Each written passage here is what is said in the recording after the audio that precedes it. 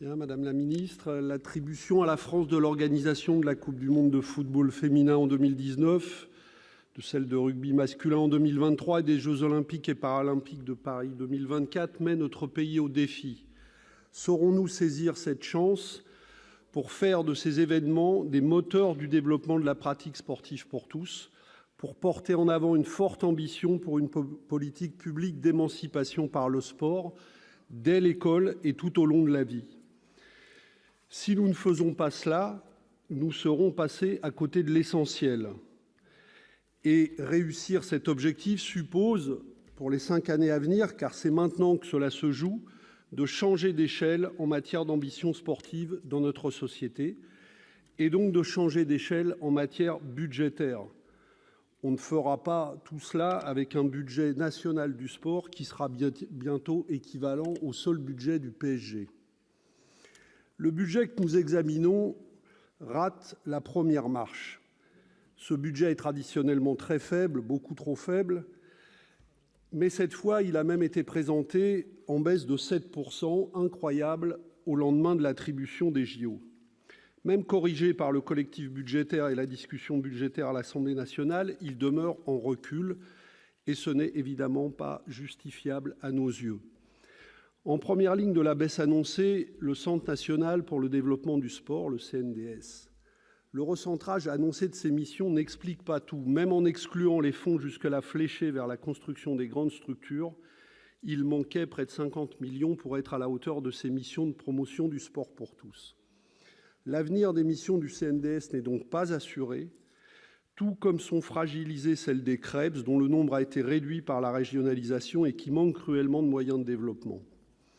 La situation est d'autant plus fragile que l'engagement budgétaire des collectivités en faveur du sport, à cause de la baisse des dotations, a pesé fortement sur le monde sportif.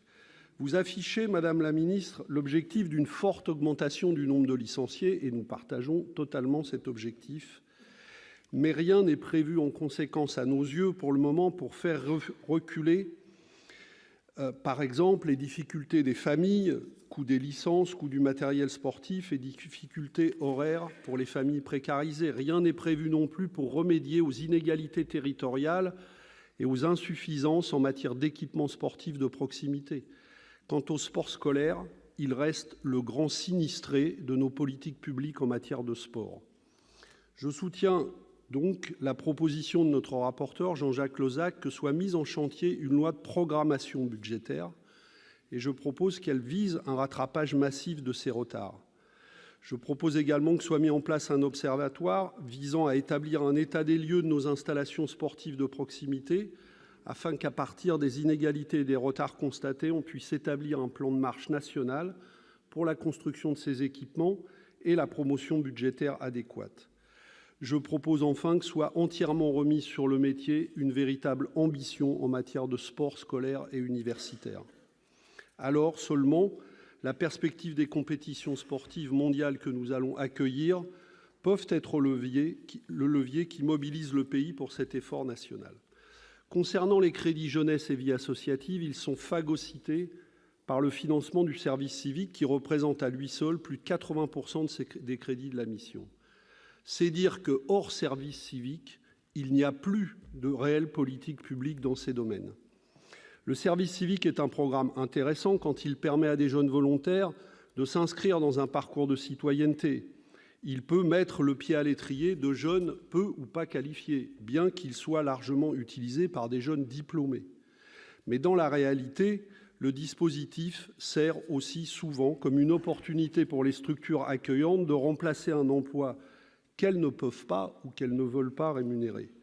Le service civique devient alors non plus un dispositif d'éducation à la citoyenneté, mais un sas d'entrée dans une vie de précarité pour en quelque sorte une période d'essai sous-rémunérée. Pour le reste, la mise à la diète du monde associatif est criante, notamment en raison de la suppression des emplois aidés, et les politiques jeunesse sont réduites à la portion congrue, alors même que les associations ont fait depuis longtemps preuve de leur utilité en matière de solidarité et de citoyenneté, notamment dans les zones du territoire en difficulté.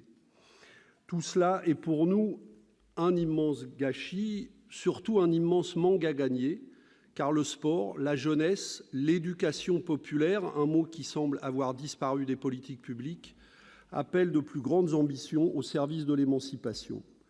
Le budget rate une nouvelle fois le coche cette année.